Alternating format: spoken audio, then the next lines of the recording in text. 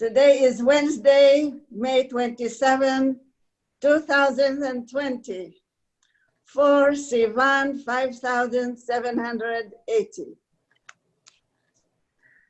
I would like to welcome everybody to Women Learning Group, Session 5, Series 22. We are honored today to have the long-awaited and our most beloved speaker, Professor Norma Joseph.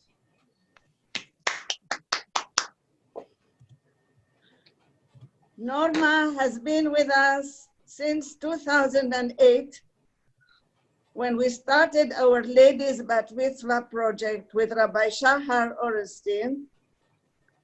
We were lucky to have her our advisor, our speaker, and our great supporter. We followed Norma to study with her in Concordia for several winters, and we follow her in Women Rosh Chodesh constantly. Norma, we are with you. Whatever you teach us, we take with honor and love. I would like to invite our friend Lisette Shashua to tell us a few words about the very interesting biography of our great achiever, Dr. Norma Joseph. Lisette, bevakasha, bechavod. Thank you. Okay, so Norma Baumel Joseph came to Montreal with her husband, our beloved Rabbi Howard Joseph, in 1970. He was the rabbi of the Spanish and Portuguese congregation for 40 beautiful years. During that time, they had 4 children.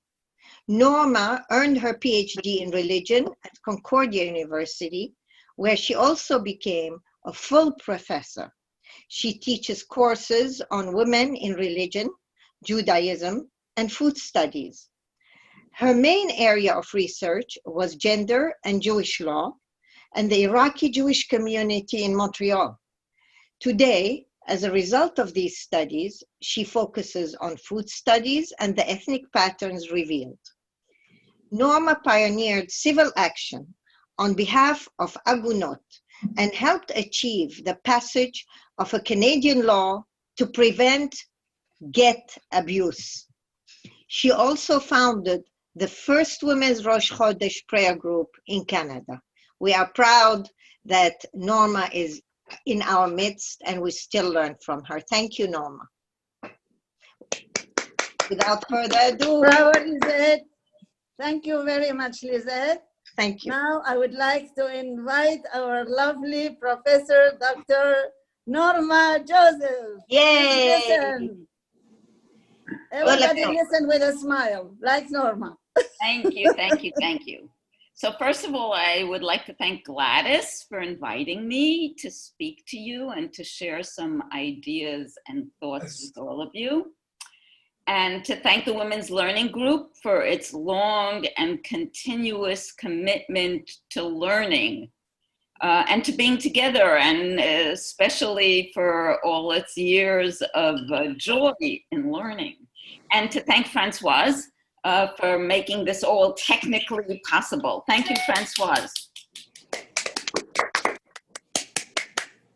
Okay, so for some crazy reason, I'm not even sure what was in my head, a while ago, before we even thought about COVID, I thought about the topic of talking about love in Judaism. And so when Gladys asked me, are you sure you want to do this still? I said, yeah, why not? Let's do it. So I'm going to give you a buyer beware introduction. This is not a love story. I thought about playing love music in the background, but it got too noisy. So I'm, hold on, I've got to get rid of this. Go away. What is this? How do I get rid of this? What is this? Hold on. Okay, there it is. Okay. I'm not going to be talking about romance I'm not going to be giving you an idea of the romantic feelings of love. I'm not a Hollywood producer. I don't dwell on feelings in this talk. In fact, I don't care at all about feelings. We're not going to direct our conversation about those lovely, wonderful, oh, I fell in love and everything was great. Who cares about that? Certainly not in the sense that I want to discuss today. Judaism's not very concerned about those romantic feelings, and it's kind of alien to our discussion and to our tradition in certain ways. In fact, I want to direct your attention to some biblical configurations of what love is about or demands of us, and the ways in which our Tanakh, our Torah, begins to discuss love. So where in the Torah, I'm holding it up in front of you, where in the Tanakh love comes forward, and in what ways it's important. So the word for love is ahava. It's really there. But what does it mandate? What does it explore? And how does the Chachamim, the sages, focus our attention? What does it mean to them? Why did they care about it? How does it come up? And it's not a matter of, Abraham saw Sarah from afar and he loved her and lada, that's it. No, that's not the kind of relationship. In fact, relationships were often very problematic. And the Chachamim are more concerned with what action is taken and what kind of law must be derived from these biblical models. So what's the drash here? What's the commentary that we're going to be focused on? And sometimes in the Torah, in the Tanakh itself, descriptions of love or declarations of love, really, declarations that would have Hollywood off and running, are left on the text plump. Just left there and ignored in the most incredible ways. So for example, if we look at one of my favorite declarations of love, in the story of Hannah, so Hannah in the beginning of the book of Shmuel, Hannah's the mother of Shmuel, and she's miserable, she doesn't have a child, but her husband loves her. She's the beloved one. And he says to her, after all, I am better for you than 10 sons. I love you. Now, this is romantic, lovely. 10 sons in the biblical world of the patriarchy. Wow, 10 sons. Today, a million. Wow. She walks away from him. Fair. It's irrelevant. It yields nothing. It gets no action. It gets nothing. No action or reaction or reality from her. It's left there on the page as a declaration having no meaning, no sense, no value. Love with nothing there. And in another interesting text, again, Ruth, so I'm going to go to the texts that involve women. Ruth is a very interesting, and again, here's another text. This one shows us love, not between a man and a woman, but between of a daughter-in-law for a mother-in-law. So two women, and I want everybody to remember a mother-in-law who is loved by her daughter-in-law, by a woman who converts. And the mother-in-law is totally oblivious to this love, oblivious. And it takes the chorus of women, her friends, the community of women. It's nice to know there's a chorus of women, and the text lets the chorus of women scream out. And the women tell Naomi, after Ruth gives birth, the chorus tells Naomi, for your daughter-in-law who loves you Your daughter-in-law who loves you. Forget that there's a man involved. Forget that there's a redeemer, a goel, all that. Your daughter-in-law who loves you birthed this boy for you, and she is better for you than 7 sons. So here, the love is worth something. Why? Because it yielded an action, a birth. So Naomi, who came back to her community empty and bitter, is now full. She has a child. Naomi has a child, not Ruth. Although Ruth gave birth to the child, Naomi has something.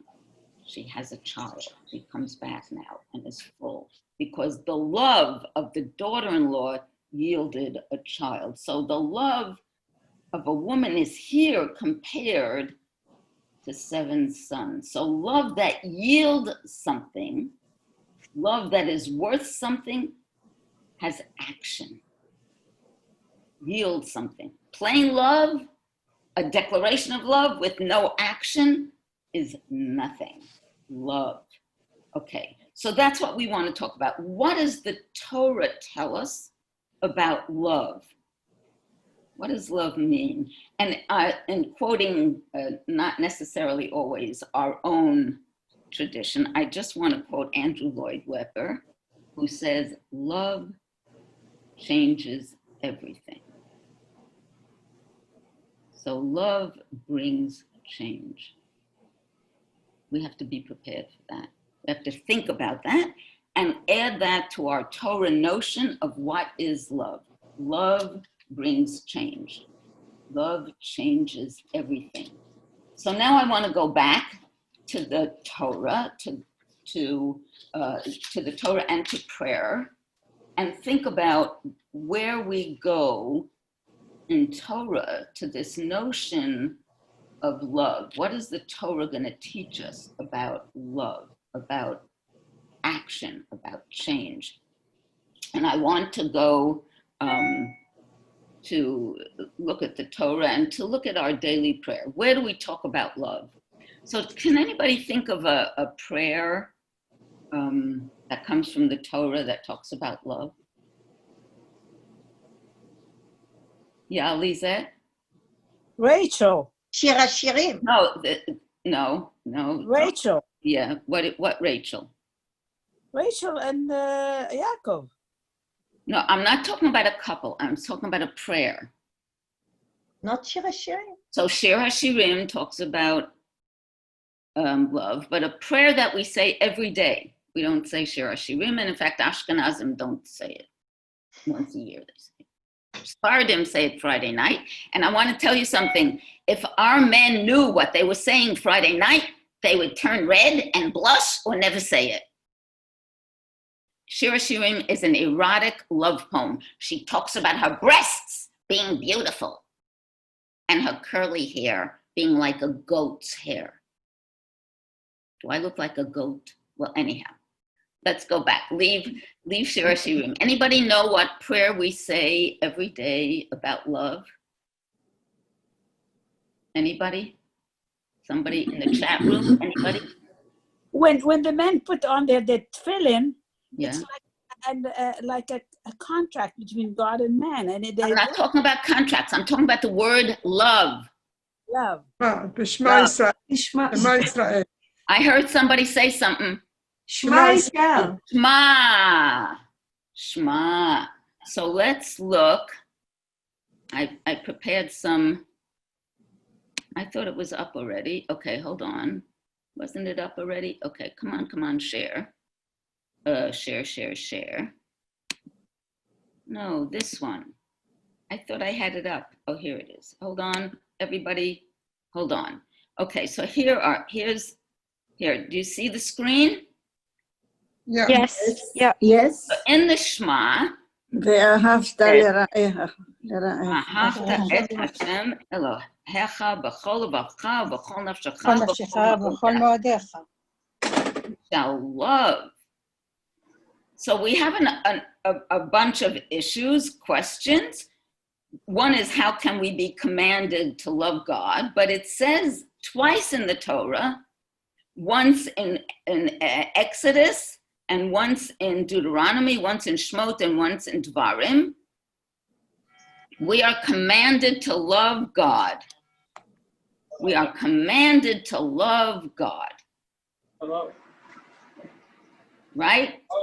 Yeah. So this is very interesting with all our lave, with all our nefesh, and with all our ma'od, with all our being, with all our might, with all our strength. We are commanded to love God. I hear somebody saying hello. Somebody saying something? Okay, so what is this? Now there's love all over the place in this, but this is one of the most basic elements, the Shema. What is this commandment? What is this all over?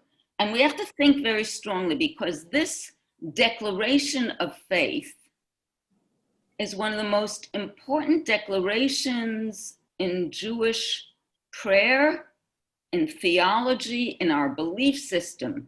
We're declaring in the Shema itself our belief in the unity of God, in God's sovereignty, in God's eternity, in our commitment to God. And in order to declare that, we accept this burden of loving God. We accept the commandment with all our being. And what comes from that?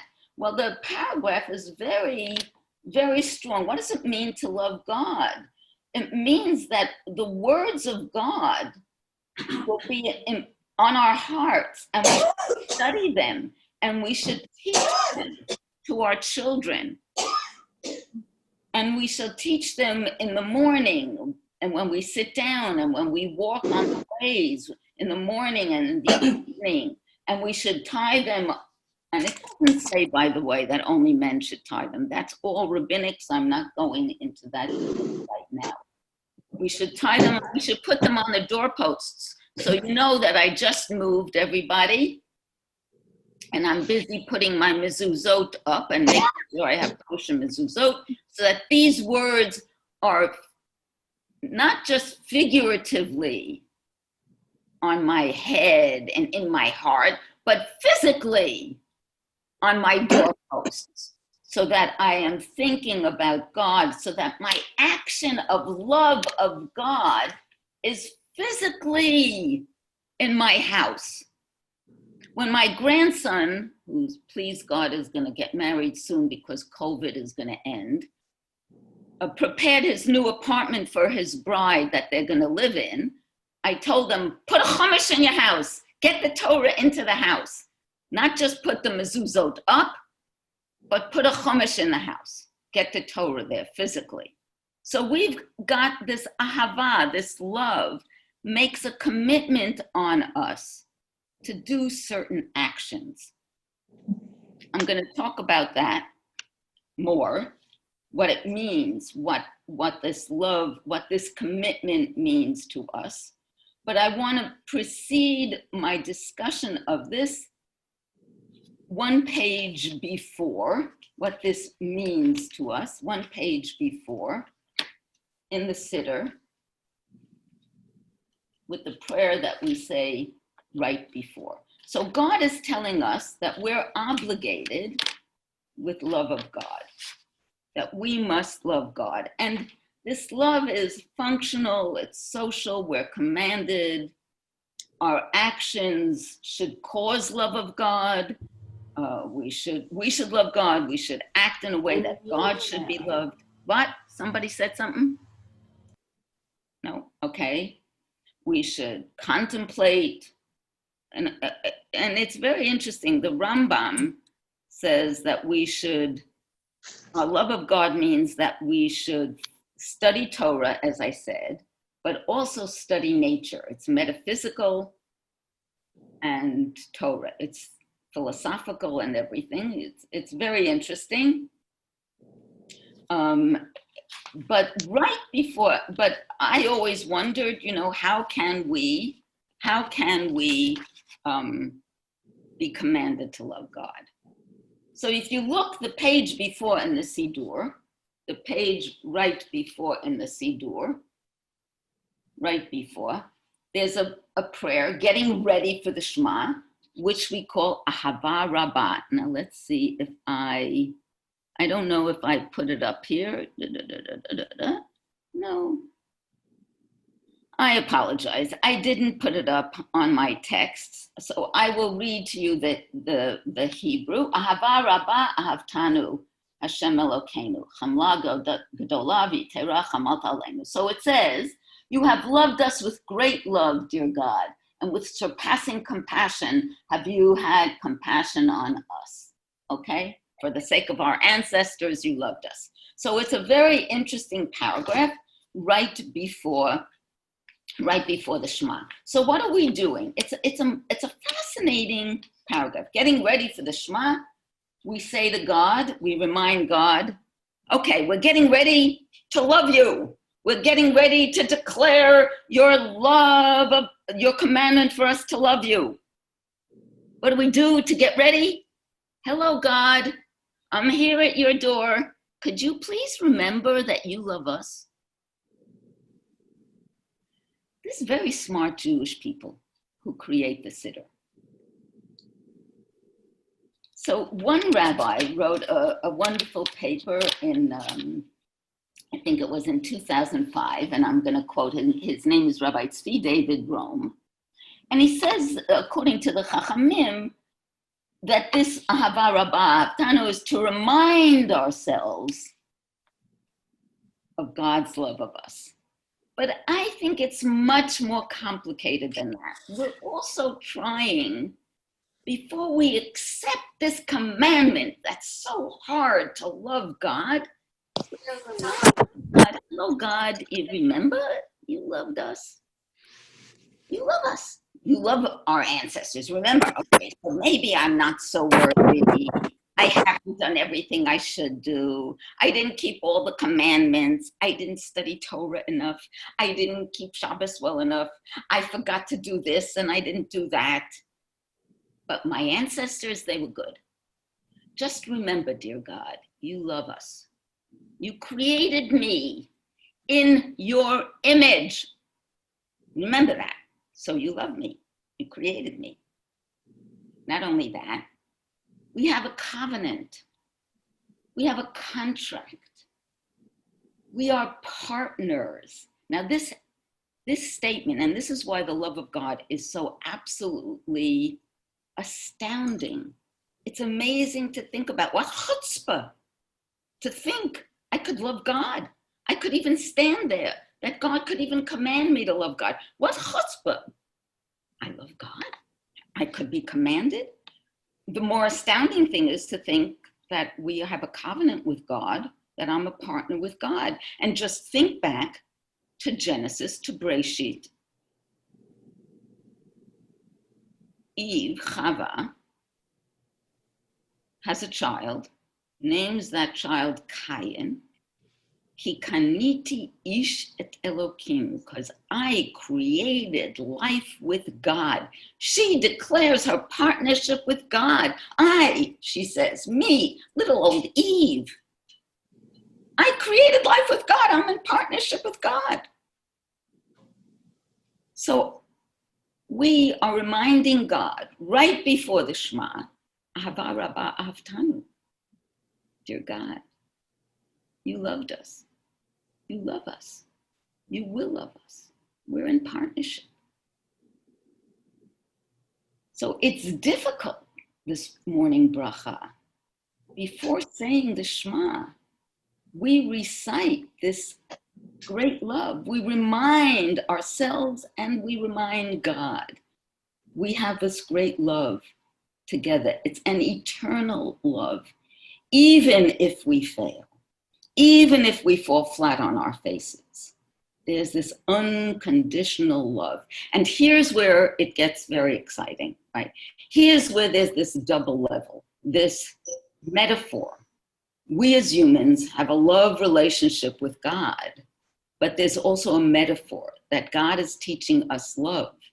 Love as parents, love as lovers, We have partnerships with other human beings. So we are learning this eternal love with God and also this human love and relationship with other humans. There are two strands going along here about what love is. And before we command somebody to love us, as in the Shema, we're commanded to love. We have to remember Ahava Rabbah Ahavtanu. We have to remind ourselves and others that there is a love background. You loved me, so I'll love you. I'll command you to love me because we have a past history of love. We have to build relationships on past systems of love. I love you, you love me. We're in a love relationship. And what is that? Eternal parental love and chosen love of a partner built on a partnership of choice. God chose us. That's the most incredible thing. And now Ahava Rabbah Ahavtanu sets us up and gets us ready for the Shema, for the commandment, for the unconditional love. And that's what we're trying to work at in the Shema, and that's what we try to work at in our human relationships, but it's much harder. It's much harder. And then to choose to have a purpose, to walk towards something. It's very hard work to choose love and then to fulfill it. So you begin, you choose to love. You choose to work on love, to get there in your human relationships. It's of course much harder to work with God on this love. It's much harder, but that's our model to work on with humans. So you don't go from human to God, you go from God to human. So you have this relationship with God. God chose us. It's an impossible thing. It's incredible. It's grand. It's wonderful. The Shema is there. The Ahava Rabbah Ahavtanu is there. And then we try to figure out the human thing. How do we work on it? How do we build an unconditional sense of love, of requiring action, of needing both, right? How do we develop it? How do we enable it? How do we build it with parent and child? Let them grow and learn. How do we get there? So these are the kinds of things, the love that I wanted us to think about when we think about Torah and when we think about loving God. The commandment itself, just the commitment itself is an act of love. And the commandment itself, you shall love God with all your heart, with all your soul, with all your might. That is an incredible commitment that God loves us. It's audacious that we could have a partnership with God, but it's also similarly audacious to think that we could have a relationship with another human being. And that's how Rav Soloveitchik, my husband's teacher, looked at Genesis, at Bereshit, at Genesis, the first chapter. He says that's where God creates us, male and female equal, social beings who create the world, who work in the world, equal, finding each other in social relationships, equally able to form unions, to form units, to work together, to create the world, to do actions, to work together. But in Genesis 2, in the second chapter, that's where it gets audacious. That's where we're all alone. That's where I'm sitting there alone and thinking nobody's like me, nobody has my ideas, I can't relate to another being. And God commands me and says, it is not good for the human being to be alone. So Rav Soloveitchik goes through all of the Chachamim and he says, that's where God commands me to love another person, to commit to God, to the Ahavta, and to another person, 2 layers, to commit to love. And at the end of Genesis 2, of Bereshit 2, it says, V'davak, you have to cling to another person. Adam wakes up and says, Zehapam, this is it. Okay, God, this is it. I'm gonna find another person who's like me. bone of my bone and flesh of my flesh, who's enough like me that I can risk this moment of commitment, of finding another person to love. Ahava rabbah, a great love. I may make a mistake. I may have to divorce. I may have to leave. I may have to search for another. But that's what the Rav teaches about this second creation. It's not a second creation. It's about the human effort, the metaphysical effort to find a human being that I can commit to, that I can have a covenant with, like God. Me and God, how audacious. But me and another person, how crazy is that? That I could find a human being to share my thoughts, to commit to love. And what does love mean? What are all these adjectives coming to tell me? What do they mean? Somebody I can challenge. Ezer kenegdo. It's not a helper, not somebody you tell to go help you clean the bathroom. Somebody who challenges you, who changes you, not because you want to change their personality structure, but because working with them, the unit is changed. Love changes everything. It's transformative. That relationship is one of giving and listening, of commitment, of acceptance, where the familiar moves you to another level, where routine and steadfastness continuously elevates you. Belief in God elevates you, not because God gives you what you want, but because God finds you strength within yourself to form relationships so that you can accomplish things. So loving God reminds us of our strength, of our human community, of the continuous ability to give, to protect, and guard. Partnerships, not through conquest, but through surrender. Surrender to faith and through faith. That's what love does. We surrender in faith. Ezer kenegdo elevates us to find new counterparts, new ways of having companionship and acting. So love in the Torah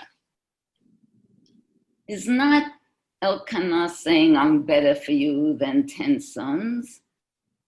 It's about finding a way to work in partnership to achieve new heights, to achieve new relationships.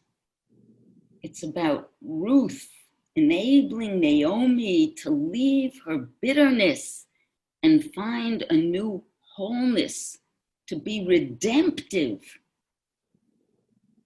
It's about Chava being able to create new life, about seeing partnership with God.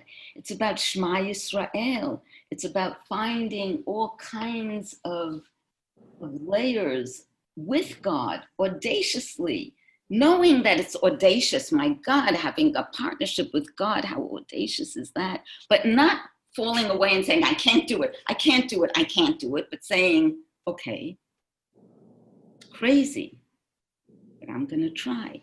I'm gonna work at it. Little steps. Today, one step in love, in commitment, in a battle. It says in the Torah, Ohevet Amo Yisrael, God loves his people. Habocher et Amo Yisrael b'ahava, God shows us in love. What does that mean? God shows us and we're the chosen people, la-di-da. What are we chosen for? The death chamber, expulsion from Iraq, that's what we're chosen? No, we're chosen to work harder, to accomplish things, to keep going, to manage it, to tell the story. Now, it said in my bio that I'm doing food studies. Behind every recipe that you keep cooking from your memory is a story. Behind every single recipe is a story. Your job and mine is to save those stories, to keep cooking with those stories, to write down those stories, to tell me the stories, to keep alive that heritage. That's love. That's the love of Habocheret Amo Yisrael B'Ahava, of keeping alive the ways in which we know the work. So when it says, for example, that Jacob loved Rachel, he worked for her for 7 years. Didn't just love her and they went off together, right? In Dvarim it says, God loves us and blesses us. Okay, so what does it mean to be blessed? We have to work at it. We have to work at it. We have to keep going. We have to keep moving, keep our activity level high. I have many, and one of the things we should remember, so I have more quotes here, that God is gracious and long-suffering and abundant in love and truth. And we're commanded to honor our parents, giving them respect and love, both when they're alive and after death. So the love part is a very important element in all of this. And before I conclude, so we have time for questions, and I have one important conclusion. I want you to remember that in Breshit, the second chapter, when God creates this second human being, so that we will understand that the commandment is we shall not be alone. We're commanded to find another human being with whom we can have companionship and love. We need to understand two elements of that story. The story ends with v'davak, that we have to cling to that person. We have to leave our parental home, which is very hard, because in your parental home, you're guaranteed love and acceptance, or at least in the good parental home, right? But in that story, God is the matchmaker. So God's not just the creator. God creates the human beings, but God brings them together. So if it's the right kind of partnership, the right union, if you're finding the right person, the right partner, God is in that union. God wants us to find partners and companions and love. God does shidduchim. God brings human beings together who will work together and love together and be committed together. These are very important elements. We need God, we need love of God, but God wants us to find love of humans as we develop and we reach a certain kind of maturity. God enables us to find the right choices, the right partners with pride and love. God looks at us and blesses these things. So in Ahava Rabbah Avtanu, we see 3 parts in that prayer, and I hope you go to your prayer books afterwards and look at it. And there's a great debate in the sources about Ahava Rabbah Avtanu, because Sephardim read it one way and Ashkenazim read it a different way and Hasidim read it a third way. But there are 3 elements. One is we pray for Zechut Avot, the merit of our ancestors. We devote ourselves to study.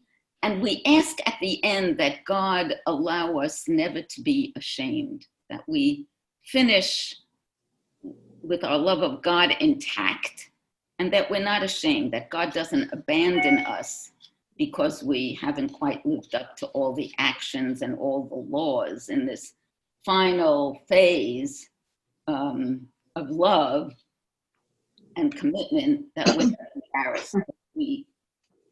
We haven't exactly lived up to everything. So I want to close in everything and not being embarrassed with a quote from Hosea, the great prophet Hosea. Well, he's not considered by everybody to be a great prophet, but he's an interesting prophet. What does Hosea do? God tells Hosea to marry a prostitute. Why a prostitute? Because if you know somebody, if you live with somebody, if you commit to somebody who's unfaithful, she goes and sleeps around, you'll know how I feel about the people of Israel. So here's the marital metaphor between God and the people of Israel and a human being, two human beings who are unfaithful to each other. He says to Hosea, go marry a prostitute, a whore. She sleeps around. That's how I feel about you and the people of Israel. They sleep around.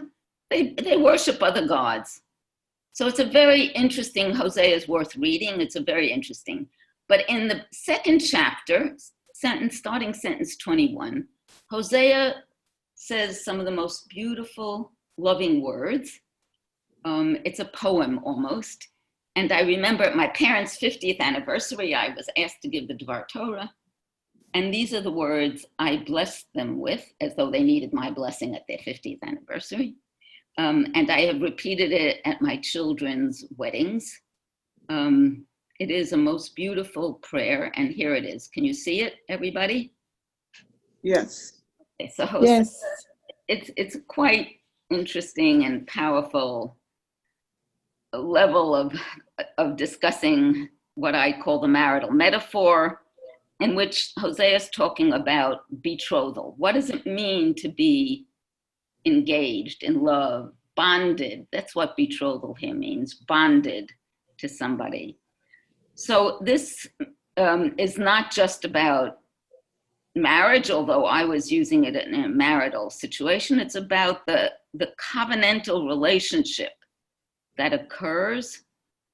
And it's applicable to the relationship with God. And clearly Hosea is using it here both as the relationship to the people of Israel with God and the best kind of relationship between two people, a husband and a wife maybe, or two people in a covenantal relationship.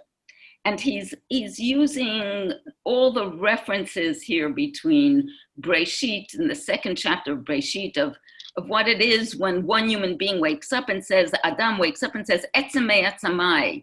And we have to be davak, we have to be like glued together. What is this partnership that comes about when we bond together? Erastich is like davak, here, davak, right here. I don't know why that's happening, okay? What is inspired here? What's going on? So ve'erastich li le'olam. I am bound to you. I am espoused to you le'olam. That's eternal. Do you see that? Eternal. Le'olam. English says forever. But forever in English doesn't have the full sense of Hebrew. Le'olam. Forever. Eternal. You see that? Eternal. And now Hosea is going to poetically elaborate on what this binding is. What's the action content, right? Because we're not just talking about airy words that have no real functional content. So ve'erastich li b'tzedek. What's tzedek? Righteousness? Tzedek, tzedakah, tzedek tirdof. You must seek righteousness. That's our Torah. B'tzedek, uv'mishpat, justice. So if I'm going to be bound to you, it has to be on these Judaic absolute principles of righteousness and justice. Clearly, we're talking here on a dual level, the relationship of the people with God and the relationship of two people together. This reminds us of the 13 midot of God. These are the values of Judaism and the values of God. B'tzedek uv'mishpat. B'chesed. What is chesed?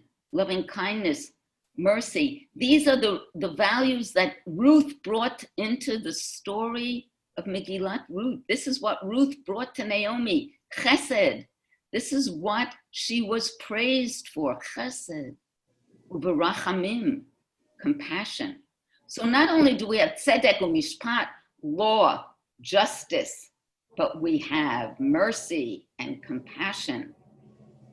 All those values.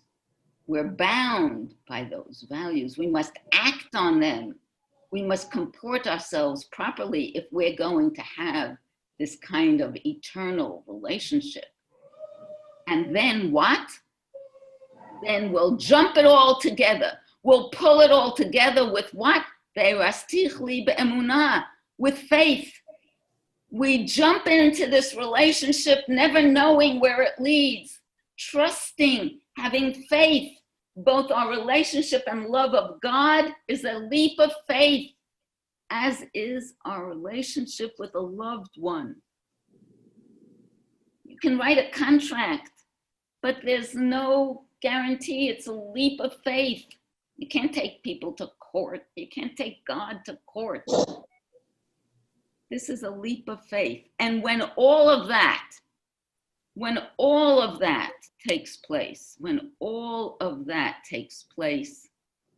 you are bound together in all of that, then, and only then and only then, will you know God. So the English then says you shall be devoted to God. No, the devotion starts right away. Then you will know God. You take the leap of faith. You act with justice and righteousness and compassion and mercy. You act with faith. And when you do all that, after the fact, then you will know God. That, my dear friends, is love. That's love in Judaism. Thank you. Wow.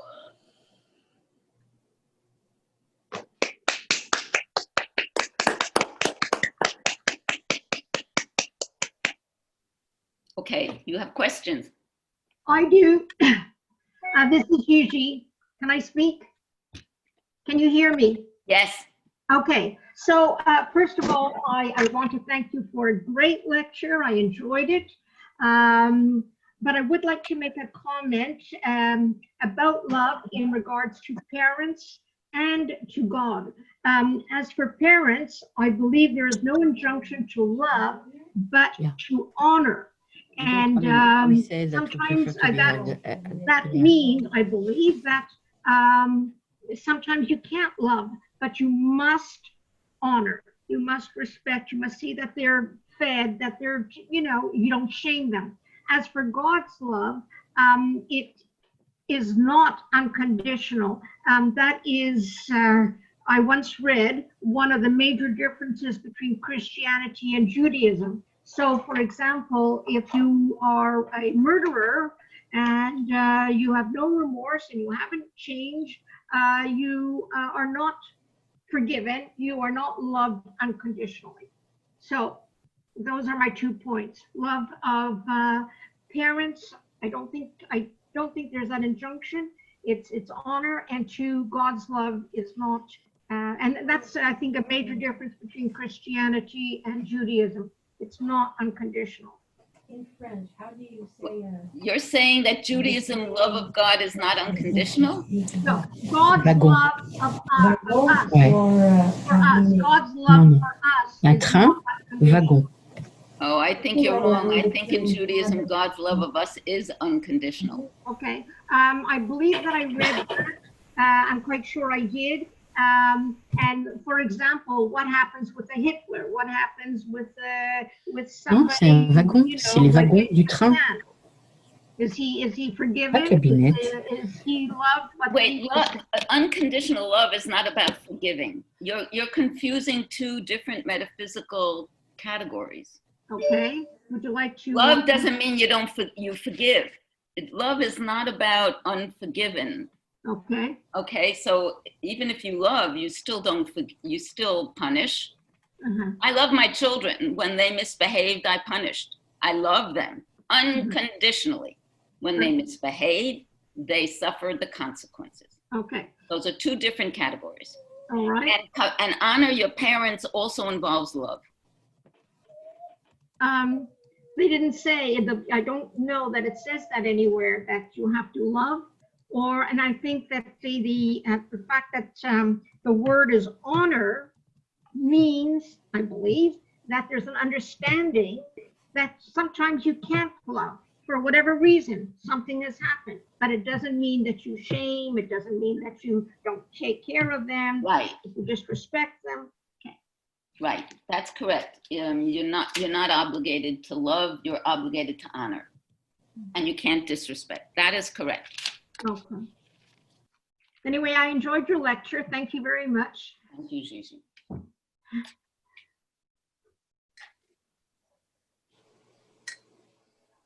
Could I add a comment, please? Could I add a comment? Yes, yes, yes. Yes, that Hosea statement is said by men when they don their tefillin every morning. That's correct. A woman doesn't have Somebody somebody mute the bathroom, please. And it's too bad that we women don't have that opportunity to state it. Well, you can say it. I say it. Yeah, but it's nice. It's not like in the structure that the men have. Well, do you pray every day? No, I don't. So if you choose to pray every day, and women are obligated, by the way, to pray every day, they can choose to include that. Yeah, but you don't tefillin. They You don't put on tefillin, but you can still say ve'erastir. Mm-hmm. Okay, that's nice to know. Okay. Thank you so much. One of the wonderful things about being a woman, first of all, women are obligated to pray every day, at least once a day, and some chachamim say twice a day, but at least once a day, women are obligated to pray. The question is, what are they obligated to pray? Which part of the prayer is the Shema? According to the Mishnah, they're exempt from the Shema, but they're obligated with the Amidah.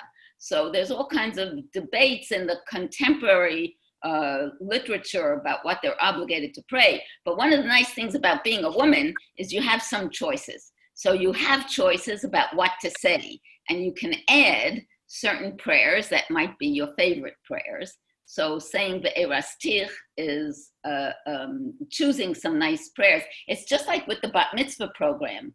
I would explain to the young girls when we had a program at the Spanish that the boys, not by law, but by custom, were almost obligated with the Haftarah and the stuff on Shabbos morning. But girls who became by law obligated to be a Bat Mitzvah had the freedom of choice of their program. So they could make a program in any way they wanted because they didn't have custom pushing them.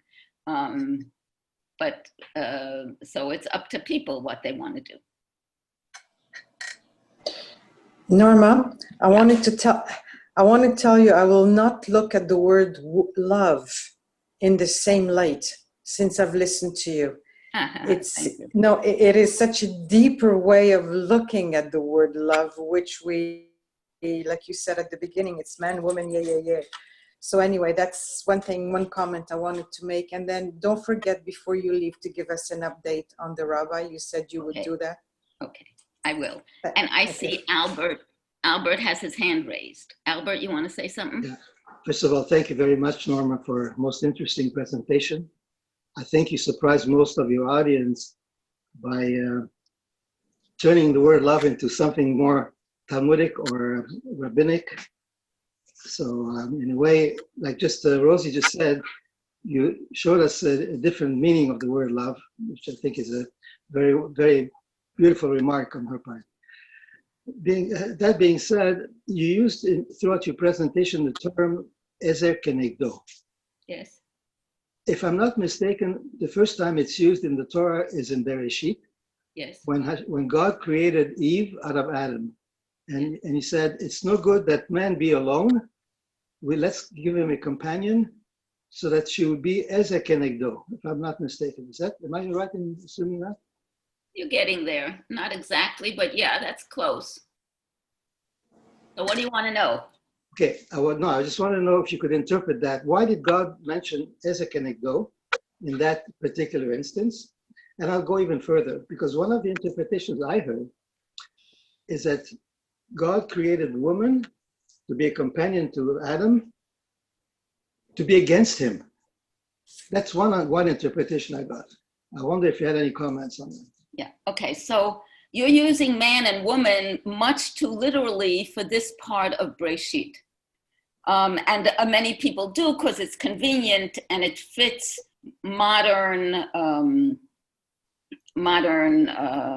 patriarchal notions of gender. So let me just tell you the way in which I learned it, especially at the feet of both my husband and his Rav, Rabbi Soloveitchik, and some of the great commentaries like Maimonides and Rashi and others. So it says, God created the human being. In this instance, it's not a man named Adam. God created the human being. And God determined that the human, lo tov heyot ha'adam levado, it is not good for the human to be alone. So it's not good for poor man to be alone. Poor man, he needs somebody to do the laundry. That's not the sense of Breshit. Okay, it's God making a declaration, a theological, metaphysical declaration that human beings should not live alone. Now, you have to understand, for Judaism, this is a critical statement of principle. Christianity doesn't, especially Catholicism, doesn't like this statement, doesn't take it as a value because they believe in celibacy. Judaism says celibacy is a violation of God's vision for human beings. This one sentence marks the difference between Catholicism and Judaism. Lo tov heyot ha'adam levado. It's not about man and woman and their jobs in the house. It's about human existence, aloneness. Not I'm alone now because there's nobody in the house with me. It's about permanent aloneness. It's not God's vision for humanity. God's vision for humanity is companionship, partnership, counterpart. Ezer Kenegdo is translated as counterpart. Not a helper fit for men in which we think of a housekeeper. Not that. Okay, so we have to be very careful in how we understand and translate the gendered language of Hebrew here. Hebrew is very complicated because there's only zachar in the plural. There's only male pronouns here. I think you're referring here to complementarity between husband and wife, or man and woman. No, it's not about complementarity. It's about companionship and counterpart. So if you mean that by complementarity, it's okay. If you mean she stays home barefoot and pregnant in the kitchen, you're wrong. Do you understand the difference? Right. Okay, so that's where, and it's a very big difference. God is declaring a state of existence for humanity. Humanity should not live alone. And therefore, God says, I shall create an Ezer, a helper. Wait, so Rashi does say at one point exactly what you said. Rashi says, Ezer Kenegdo. If the human being is good, she will stand with him. But if the human being, and here he means a man, is not good, she will oppose him. Kenegdo. So Rashi gives that as one of his meanings. Ezer Kenegdo. A partner who stands with you on the same level. But if you are not good, she'll oppose you. If you are good, on the same level together. Okay, did I answer you? Thank you. Okay. Can I ask you something, Norma? Yeah. To me, the word counterpart means an equal other part of you. Yeah. It's like you are equal. Yeah. You and your partner are equal. Yeah. Therefore, you do things equally. Yeah. It's not one is superior than the other.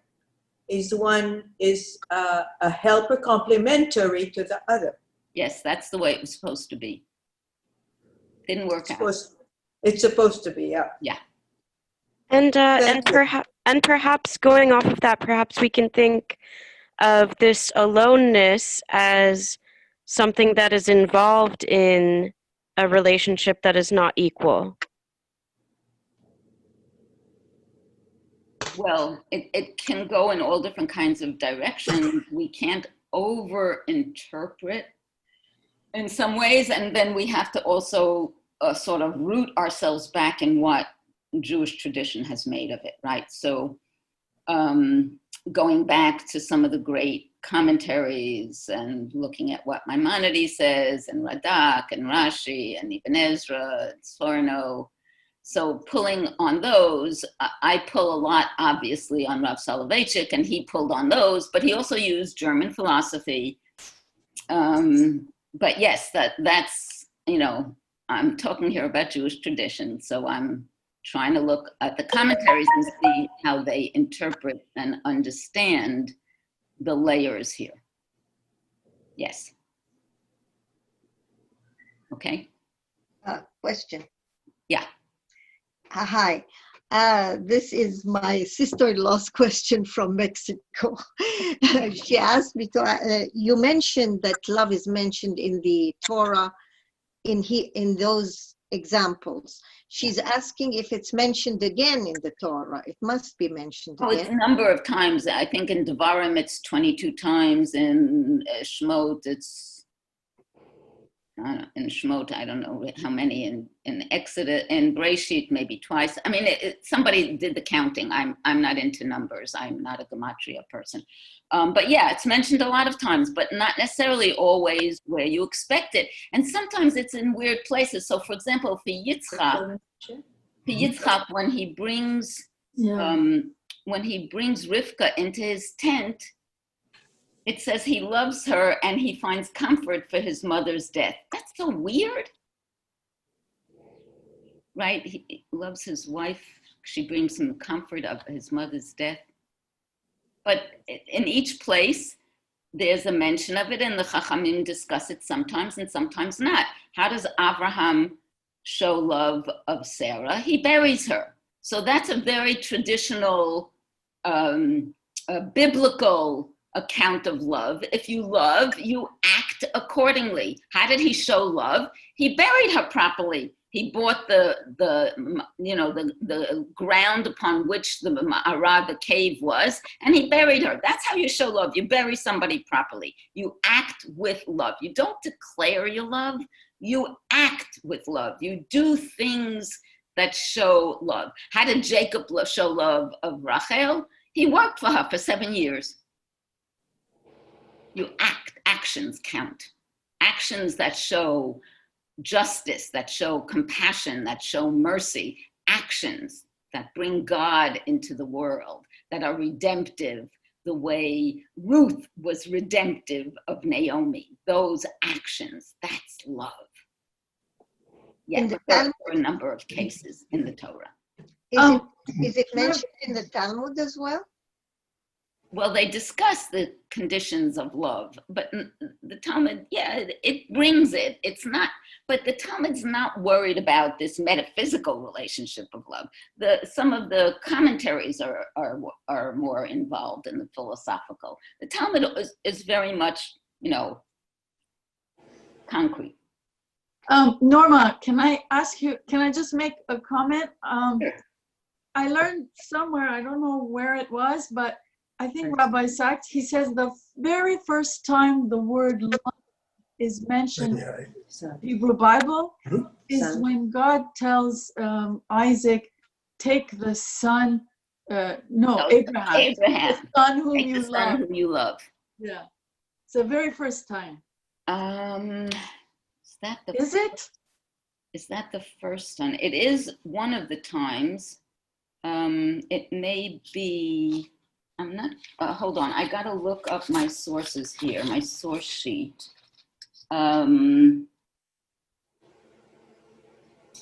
So it's in Chayei Sarah, but that's afterwards.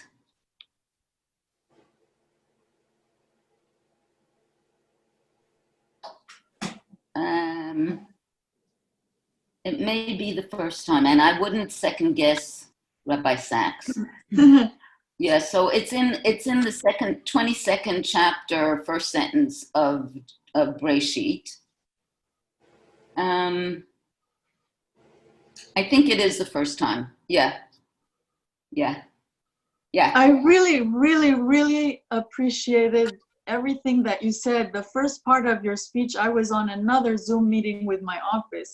So I muted myself when I didn't need to speak there. But now that that's finished, it's such a pleasure hearing, because love is a word that's bandied around. It's become so cheapened, you know. Yes. And when we come back to our fold, us, our Jewish people, it's a totally different meaning. Yeah. Yeah. So It is bandied about. It's bandied about so much that I think it loses meaning, and for some of us, I mean, you know, I've been in a love relationship with my husband for many, many years, and I can tell you it changes over the years. And now it's very different than it was even 10 years ago. And I have a different relationship with my children. So, and that's another thing, you know, when you have children, so, you know, I have a very singular relationship with my husband, right? A commitment. There's no other human I thought I could love as much as my husband. And then you have a child. You say to yourself, okay, I have total love of this one child. How could I have another child? How could I love another child? How could my love be split? But it's not split. There's another child, another human. You love that other child differently, but not less. I remember once you gave us an expose about sex and marriage in Judaism, and it stayed with me forever. You said, in God's mind, the relationship between a man and woman under the proper conditions is higher than that of parent and child. There are priorities. And that's very interesting. Yeah, it is interesting. It's different.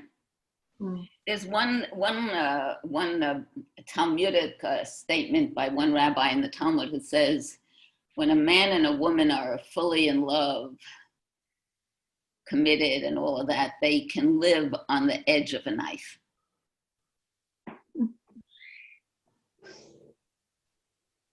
Norma? Yeah? Hi, I have thank you so much for the lecture. It's been wonderful. Hi, Brian.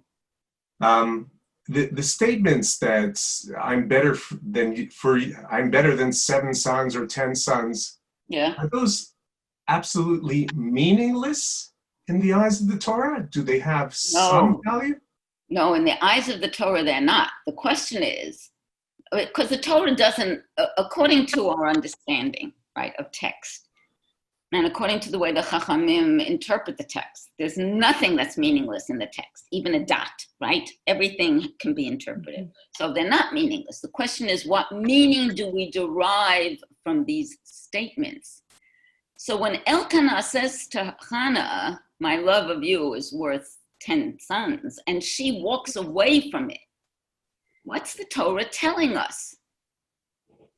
That's the question. It's not a meaningless statement. It's that he's clueless. The Torah is telling us something about their relationship and his understanding of their relationship, and perhaps a little something about polygamy. He kept one wife for what? Love, and the other wife for procreation. He didn't understand. He didn't understand her. And the Chachamim in the Talmud then say, what did we learn from Hannah? Look at all the things we learned. We learned how to pray. We learned the Amidah. We learned how to approach God. We learned that Eli HaKohen was wrong, and he said to her, forgive me, you were right. We learned you had to apologize to somebody out loud and in front of them and immediately. We learned so many things from her, not from him. Not from him. He was clueless. So then they're not irrelevant. we learn from that statement a great deal. On the other hand, when the women say to Naomi, the love of your daughter-in-law is worth 7 sons, it means something. That means something. Hello. That 7 sons, those women understood, and their metaphor of 7 sons means a lot. They understood where Naomi was, what Ruth did, and what in the world of patriarchy 7 sons mean. It's a redemptive model. So those metaphors mean a lot. They tell us a lot. Is the 7 days of the week. No, I don't know. You can go into metaphors, but what it does mean is that these numbers in and of themselves, you take them out of the context, it means nothing. You put them back into the context, and you learn a great deal. So it only has meaning in the context of the relationship. If the relationship is strong, then these are meaningful words. If the relationship is weak, then... So those words, those numbers, and the idea of 10 sons or 7 sons in a patriarchal world can mean a lot in the context of the way they're used. One man misunderstands and misses his clues, and the other group of women get it, and they understand just how important this child is, how important Ruth's love is, and that it's worth 7 sons in a patriarchal world. But his love isn't worth anything because it's empty. That 10 sons is empty. He didn't mean it. He didn't do anything. He didn't understand his wife. So what, he gave her extra to eat? She was probably anorexic anyhow. What did he do? He gave her more to eat. He didn't satisfy her. He didn't understand what her need was. He didn't understand her pain. He didn't understand her tears. He didn't get it. There wasn't a real relationship there. So his offer of love was empty. It wasn't 3-dimensional. But the women understood. The women understood what Ruth was offering Naomi, that her love of Naomi that came with a child was real. She committed, wherever you go, I will go. Your God will be my God, and I will be buried where you are buried. This was actionable. And my child will be your child, because what happens, there's a child born. They say a child is born to Naomi. They don't say a child's born to Ruth. They say a child, and they don't say it's born to the husband. This is a patrilineal world. But they say a child is born to Naomi. So Ruth brings real redemption to Naomi. Thank you. Okay. Okay. Question. Yeah. Yeah.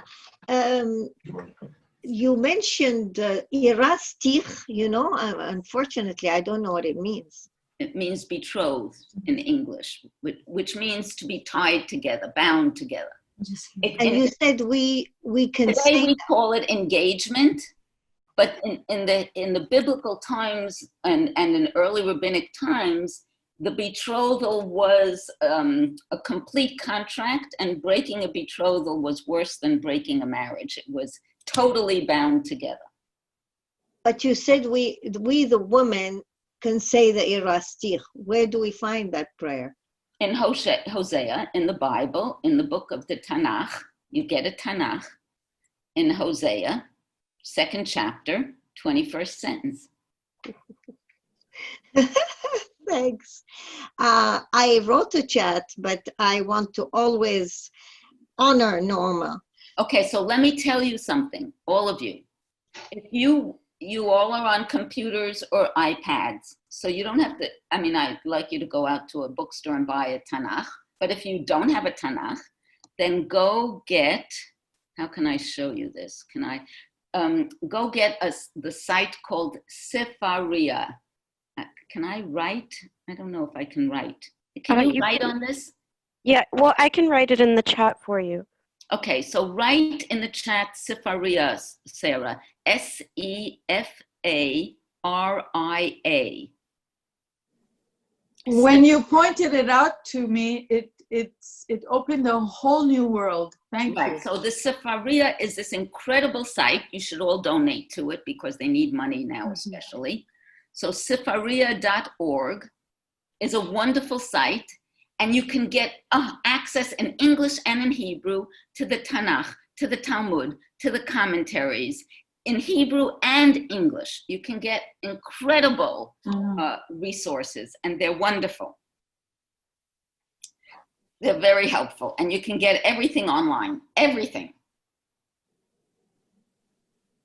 Okay, now I see Albert has his hand again. Albert, what do you want? No, I didn't raise my hand, Norma. That was okay, so Giselle, did you have your hand up? Giselle, no, yes? Giselle, no. Okay, anybody else? I don't hear anybody. Yeah, I have something to say. I just want to thank you, Norma. About 20, more than 20, I would say nearly 30 years ago, I was on a quest of religions, and I started to go to Chabad meetings and things like that. And you told me you should be proud of your heritage. It's 3,000 years old. It's very rich. Why are you looking anywhere else? Why are you looking into new movements that started in a little shtetl in Poland? And I must say, you changed my outlook forever. You made me proud of being a Jew from Sephardi origin. I always thought we were taught so little in Iraq. We knew so little about the prophets that are buried in Iraq, unfortunately, when we were there, that I always thought Ashkenazim started first. I mean, look how backwards and how it's embarrassing to say, but I thank you for making me appreciate my own heritage and feel stronger and be proud of what we have. Thank you, Norma. Thank you. Thank you. I'll never forget that. And I owe it to you. Okay, thank you. So everybody wanted me to say just something about my husband, okay? So Rabbi Joseph is at Jewish Elder Care in the Kastner building. He's been there for 2 years now, or going on 3. Yeah, 3 years now. When the COVID, I'll tell you the whole story. March 13th, my husband turned 80. And we were privileged to have his 80th birthday party in my house. And I was able to bring him home, and we had a little party, and it was wonderful. None of my children were able to come because at that point the border was closing and they couldn't come, but we still had the party. I brought him back to the elder care at night. And the next morning they closed the elder care at lockdown, and I haven't seen him since. So since March 14th, I haven't been able to see him. On April 3rd, right before Pesach, Howard tested positive for COVID-19, but he was asymptomatic. They put him into quarantine for 3 weeks, during which I had no contact with him, except one of the orderlies did put a phone to his ear, so I twice was able to talk to him. He was very confused and didn't quite understand what fully was happening. But at the end of that, at the end of April, they brought him back to his own room. He is now in his own room. And 2 weeks ago, his aide, was able to go back and start taking care of him. So that was wonderful because that reestablished both his own contact with our reality, and she has a phone with FaceTime, and so we can FaceTime, and my children can FaceTime with their daddy. They had no contact for March, April, and most of May. So we've reestablished contact, and he has some contact with our reality. But when he's, so he's physically fine and sometimes knows about COVID and sometimes not. And the truth is, when he's not aware of COVID, it's fine because this is a terrible reality. Why should he be fully aware of it? But he's okay. He's okay, and I'm not allowed to visit him yet. But my aide is allowed to visit him, and that's that. Okay? Okay. You speak to him, please give him our best regards, Norma. Okay, I will Please. tell him. Thank you. We both said hello. I will. When you speak to him, please give him all our love. Thank God that he's recovered. Okay. And happy birthday to him. And we love you, Norma, and we love Rabbi Joseph very much. Okay. And we're sending prayers. From each and every one of us. Okay. Yes. Okay. Thank you. I would like. Chag Sameach v'Shavuot. Thank you. You too. Norma, please join us tonight for the Tikkun Leil Shavuot. We have some excellent speakers. I saw I'm that. sorry. I'm sorry sorry we're I not- couldn't do it, but because I was doing today, I couldn't prepare two I classes. understand. I But couldn't. please join us tonight. Thank you. I'll see. Okay. Thank you. Norma, you took the recipe for kahi for Shavuot from the Iraqis?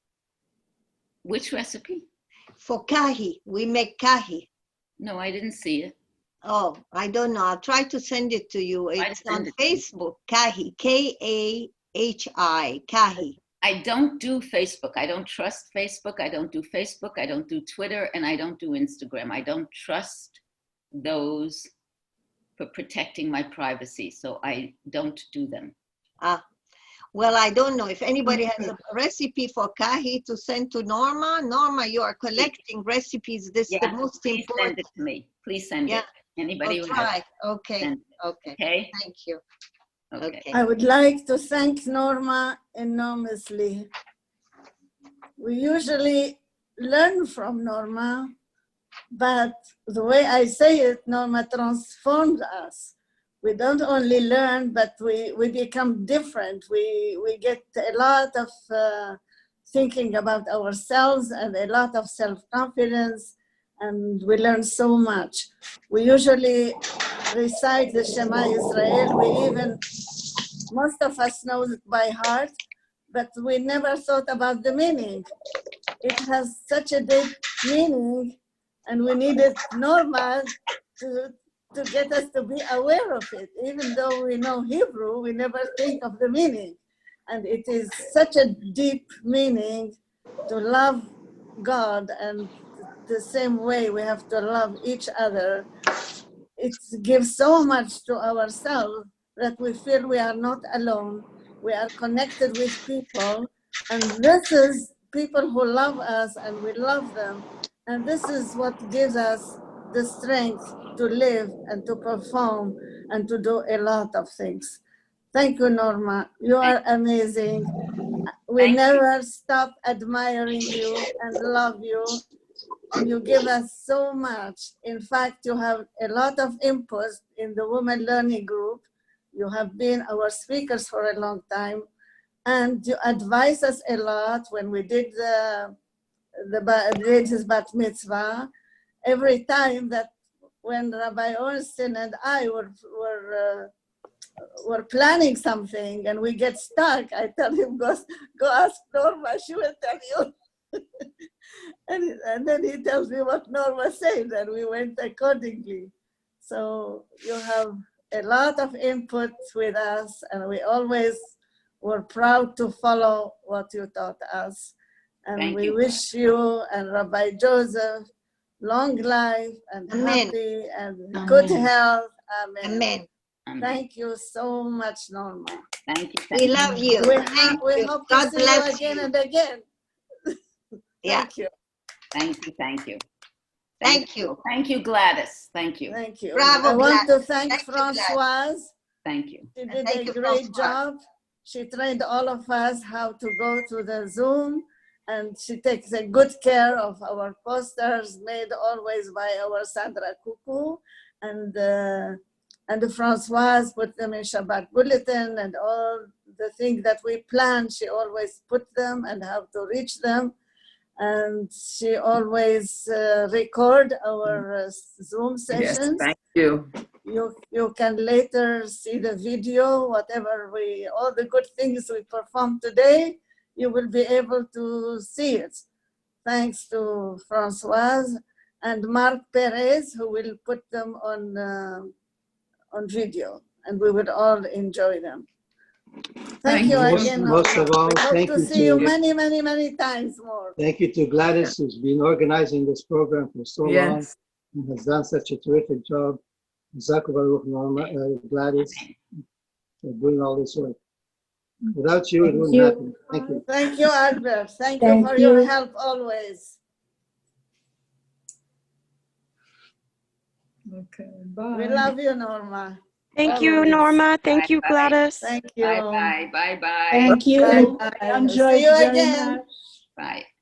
I enjoyed the session very much. Thank you, Françoise. Love you. Thank you. Thank you, everybody, for being there all the time for one another.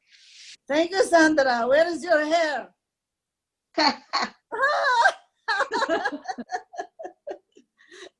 Sandra, I thought you became religious.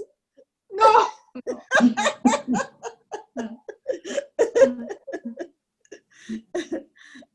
I thought you got a lover, religious lover. It just stays out of my face, that's all. But you look good. Thank you. I'm excited to hear the first part in the recording because I was doing 2 meetings at one time and I was listening to Norma, and then the bishop asked me, so what about you? And then I said, oh, wait, I had to make this sound less and then go back on that. But it went well. You were in 2 places. Hi, Liliane. How are you? Good. Hi, Liliane. You have to unmute yourself.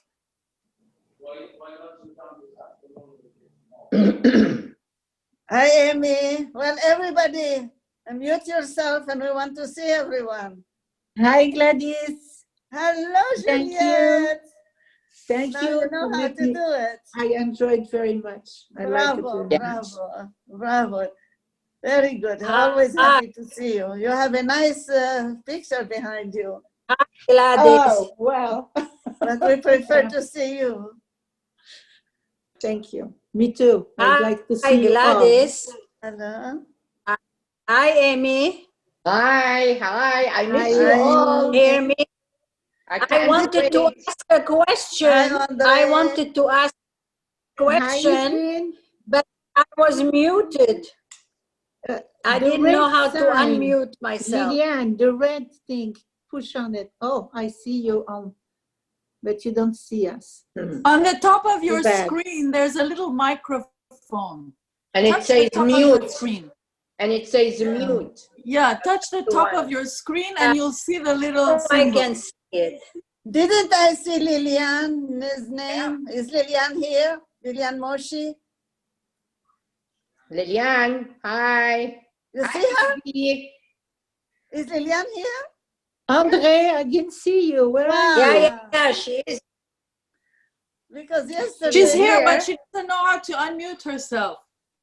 Oh, yeah. She's mute. Yeah, Liliane she should Moshi is unmute here? herself. Hi. Oh, hi, Hi, Liliane. You Vivi. made it. Hi, Bravo. Vivi. Oh, la la. Hi, Bravo, Vivi. Liliane.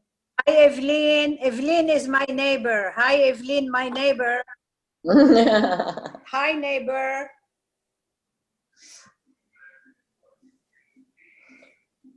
Who is Hi, that? Hi, Amy. Hi, Amy. Hi. Enfin, je te vois. I miss you André. all. I miss you. Ah, Me tu me too, vois. bye. Hi, Juliette. allô, André, là, je te vois.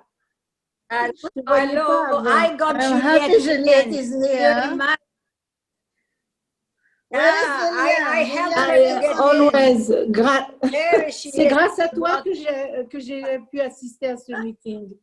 C'est très, Mais oui, je suis fière. Je suis fière. Pour une fois, je suis fière de moi. Oui. Did I hear Liliane? Liliane, are you here? te parlerai plus tard. Bye. Liliane Moshi. Bye, Is Liliane everyone. Moshi here? Amy, did you say you saw Liliane? Yeah, I did. Liliane, c'est comme un œuf à la coque. Oh, here C'est is comme un œuf à Carmen. la Hello, coque. Carmen. Dessus.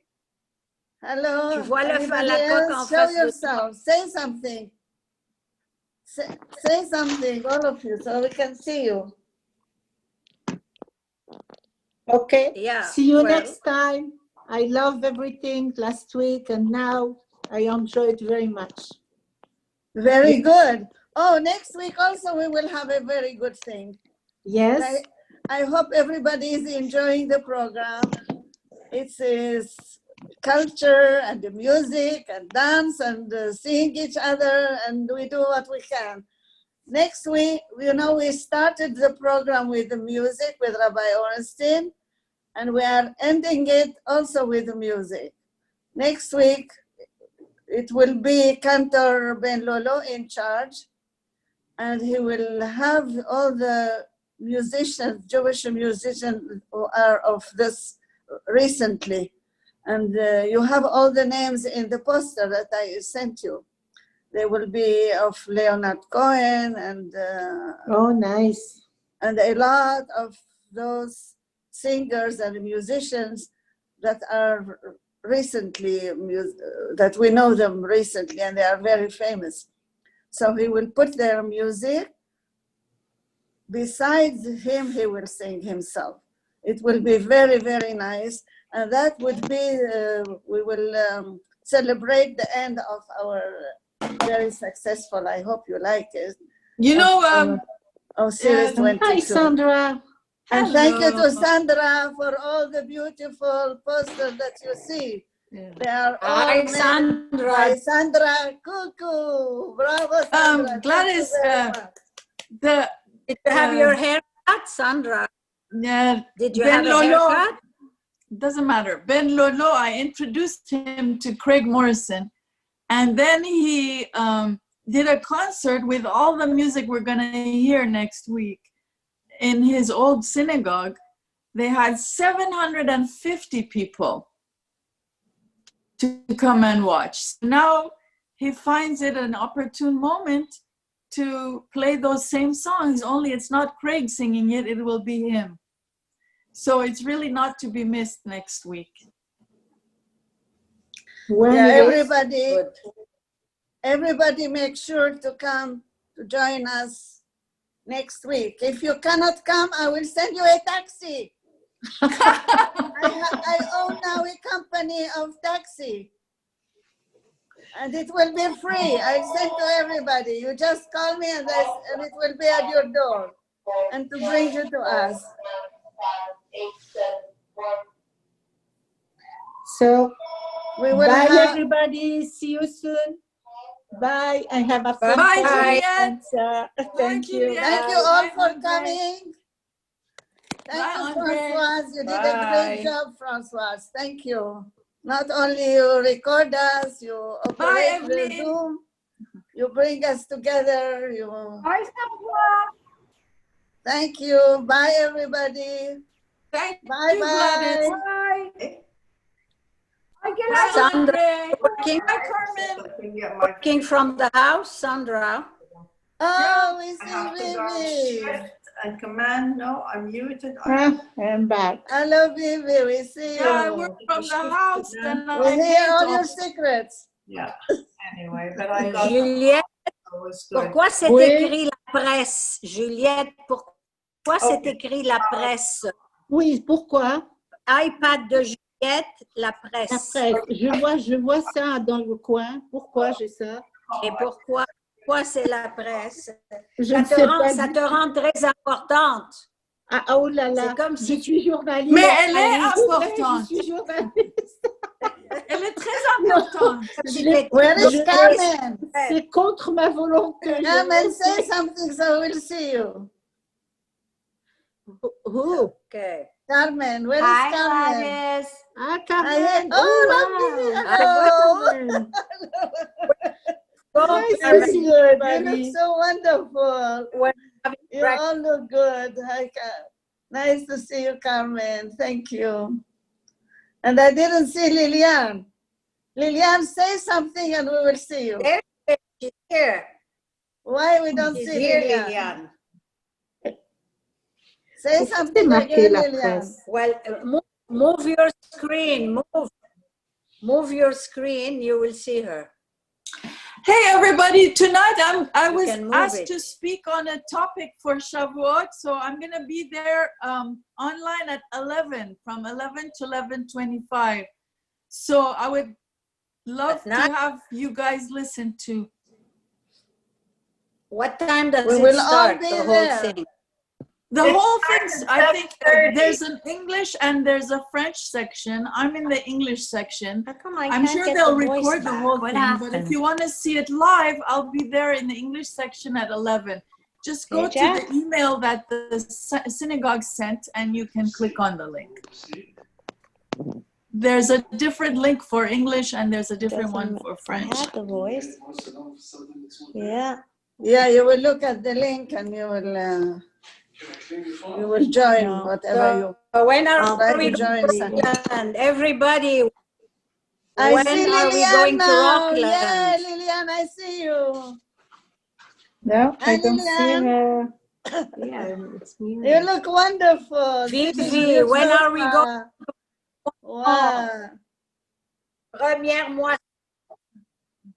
Very good. I see Lilian finally. Qu'est-ce que tu disais, André? Je disais, quand est-ce qu'on va se voir à première moisson? Oh, j'ai hâte. Mais on peut se voir à 2 ou 3.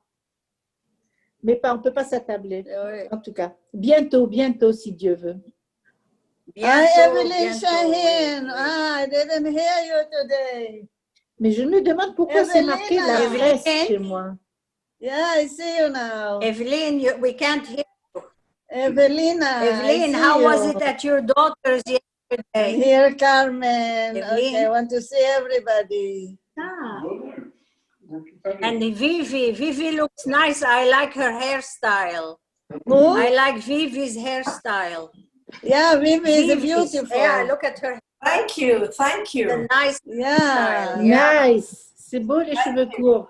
I Vivement gave qu'il her a les a coupés. haircut. I gave a haircut yesterday to Vivi. That's why she looks so beautiful. Yeah. Anybody wants a Can I have haircut? appointment? I can give Can I you. have appointment? I need some. No guarantee you will look as beautiful. It's too long, but I my can gosh. give you. I think Shaul gave her the haircut. Shaul, gave you the haircut?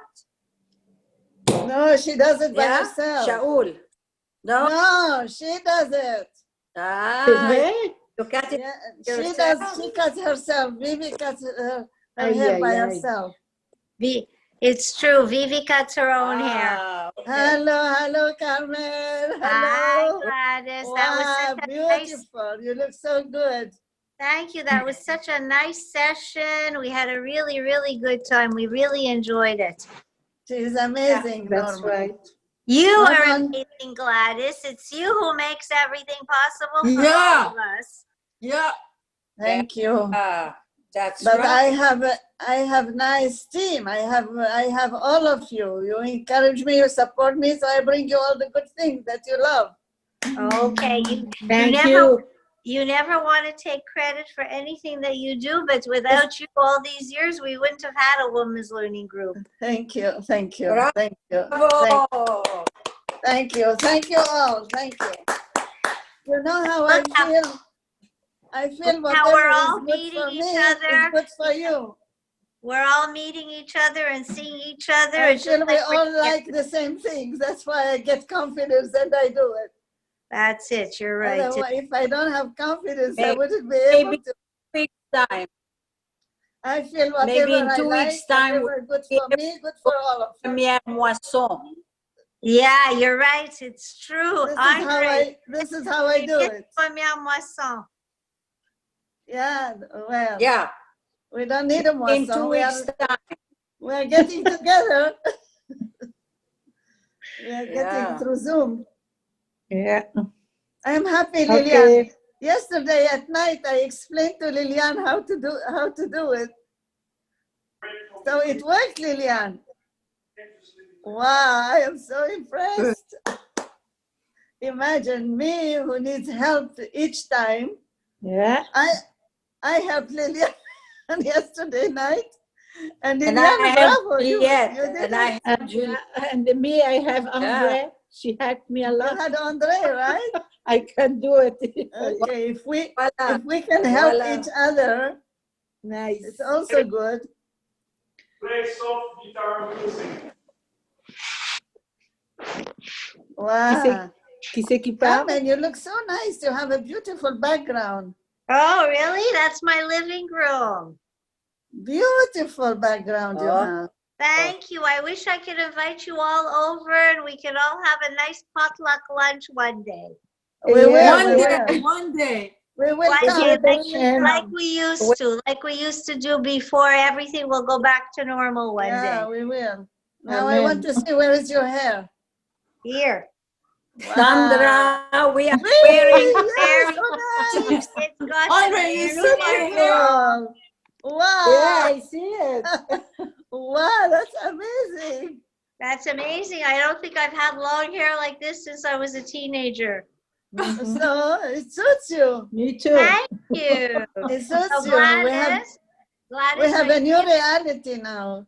Are you giving yourself your own haircuts, Gladys? No, I don't have a haircut. You look very beautiful. Yeah, thank you. Who said we don't look beautiful with long hair? You look beautiful with your long hair. Thank you. Okay. Well, now that we established that we're all beautiful, and we wanted to thank you again, Gladys, I'm going to get off. I'm going to say goodbye to everybody and keep well and be healthy. Yeah. Thank you. You too. Thank Bye. You. Happy to see you. Thank you, Gladys. Okay. Bye, Thank you. everybody. Thank you.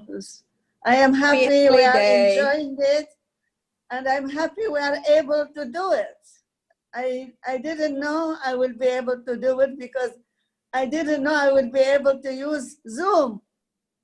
And until I was sure I could use Zoom, I couldn't plan anything. And that took me a while.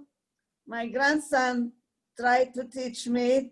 I said, if I don't know how to use Zoom, then how do I expect everybody to use it? And how do I do it? So many times I was desperate and I wanted to give up, but my grandson, the middle one of Ronit, who has 3 boys, his name is Mitchell, he never let me give up. He always tried to show me how to use it. And then finally, when I felt I could do it, then I could start the program. And I am proud of all of you. Maybe you had it easier than me. Maybe I had it harder than you. I don't know. But the main thing, we all learned how to use Zoom, and we are all together. And we are watching nice programs together. And we could get all those beautiful speakers. It was nice to be together. And you know who is with us all the time? Sarah Sharp. You remember Sarah Sharp, a student of Norma? She continued, the Concordia student. She continued last series with us, and now she's coming with us too. Sarah, you are welcome with us. Maybe she left, but it was nice. Okay. Evelina, we don't hear you. You have to add Zoom or whatever you call it. We don't hear you, Evelyn. Okay, next time. We see you, at least we see you.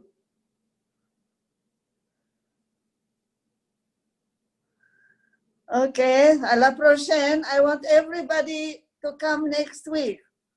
We will celebrate our success to be together and our good health together and our happiness together. We'll have a musical session led by Cantor Bellolo, and he will have with him all the famous musicians, as I said before, including Leonard Cohen, and you have all the names recited and the pictures in the flyer that Sandra did for us. So I guess he will be working to prepare, and we will enjoy to listen and to see him and to see the others and to see each other together, all of us. And thank you all for coming. And à la prochaine. Thank you. Bye-bye. Thank you, Françoise.